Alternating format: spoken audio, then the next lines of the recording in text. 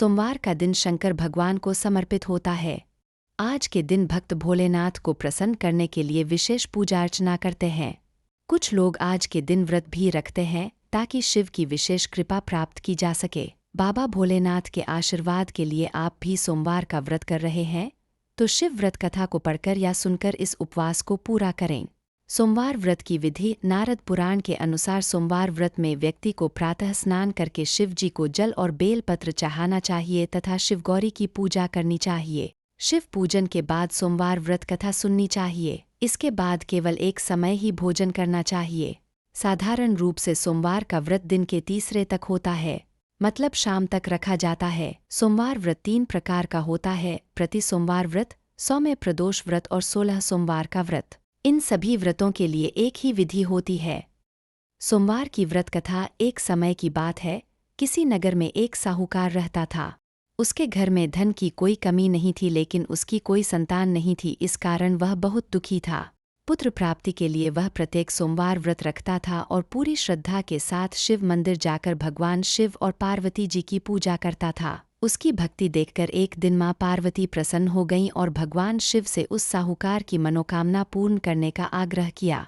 पार्वती जी की इच्छा सुनकर भगवान शिव ने कहा कि हे पार्वती, इस संसार में हर प्राणी को उसके कर्मों का फल मिलता है और जिसके भाग्य में जो हो उसे भोगना ही पड़ता है। लेकिन पार्वती जी ने साहूकार की भक्ति का मान रखने के लिए उसकी मनोकामना पूर्ण करने की इच्छा जताई। माता पार्वती के आग्रह पर शिवजी ने साहूकार को पुत्र प्राप्ति का वरदान तो दिया, लेकिन साथ ही यह भी कहा कि उसके बालक की आयु केवल 12 वर्ष होगी। माता पार्वती और भगवान शिव की बातचीत को साहूकार सुन रहा था। उसे ना तो इस बात की खुशी थी और ना ही दुख। वह पहले की भांति शिवजी की पूजा करता रहा। कुछ समय के बाद साहूकार के घर एक पुत्र का जन्म हुआ। जब वह बालक 11 वर्ष का हुआ तो उसे पढ़ने के लिए काशी भेज दिया गया। साहूकार ने पुत्र के मामा को बुलाकर उसे बहुत सारा धन दिया और कहा कि तुम इस बालक को काशी विद्या प्राप्ति के लिए ले जाओ और मार्ग में यज्ञ कराना। जहाँ भी यज्ञ कराओ वहाँ ब्राह्मणों को भोजन कराते और दक्षिणा देते हुए जाना। दोनों मामा भांजे इसी तरह यज्ञ कराते और ब्राह्मणों को दान दक्षिणा देते काशी की ओर चल पड़े। रात में एक नगर पड़ा जहाँ नगर के राजा की कन्या का विवाह था, लेकिन जिस राजकुमार से उसका विवाह होने वाला था वह एक आँख से काना था। राजकुमार के पिता ने अपने पुत्र के काना होने की बात को छुपाने के लिए एक चाल सोची। साहूकार के पुत्र को देखकर उसके मन में एक विचार आया।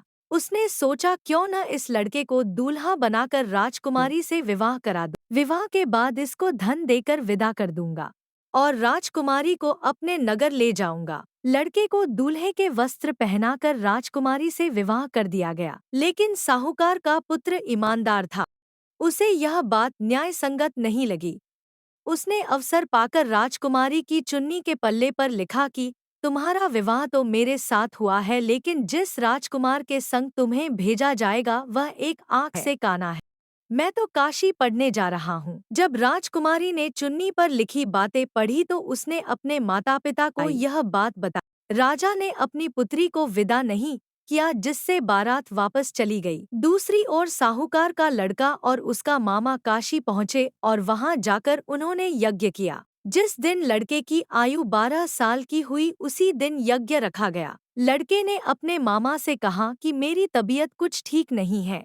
मामा ने कहा कि तुम अंदर जाकर सो जाओ। शिवजी के वरदानुसार कुछ ही देर में उस बालक के प्राण निकल गए। मृत भांजे को देख उसके मामा ने विलाप शुरू किया। संयोगवश उसी समय शिवजी और माता पार्वती उधर से जा रहे थे। पार्वती ने भगवान से कहा, स्वामी, मुझे इसके रोने के स्वर सहन नहीं हो रहा। आप इस व्यक्ति के कष्ट को अवश्य दूर करें।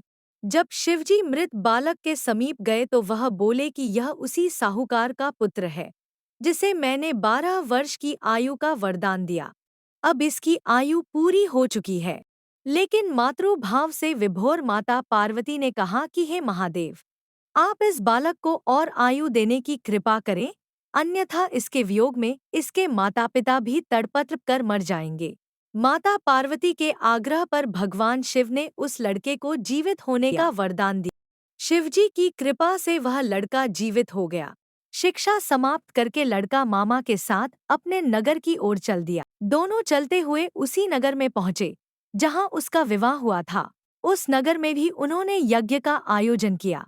उस लड़के के ससुर ने उसे पहचान लिया और महल में ले जाकर उसकी खातिरदारी की और अपनी पुत्री को विदा किया। इधर साहूकार और उसकी पत्नी भूखे प्यासे रहकर बेटे की प्रतीक्षा कर रहे। उन्होंने प्रण कर रखा था कि यदि उन्हें अपने बेटे की मृत्यु का समाचार मिला तो वह भी प्राण त्याग देंगे, परंतु अपने बेटे के जीवित होने का समाचार पाकर वह बेहद प्रसन्न हुए। उसी रात भगवान शिव ने व्यापारी के स्वप्न में आकर कहा, हे श्रेष्ठी, मैंने तेरे सोमवार के व्रत करने और व्रत कथा सुनने से प्रसन्न होकर तेरे पुत्र को लंबी आयु प्रदान की है। इसी प्रकार जो कोई सोमवार व्रत करता है या कथा सुनता और पढ़ता है, उसके सभी दुख दूर होते हैं और समस्त मनोकामनाएं पूर्ण होती हैं। भक्तों, अगर आप भी महादेव की कृपा चाहते तो कमेंट में हर हर महादेव लिखें और चैनल को सब्सक्राइब करें।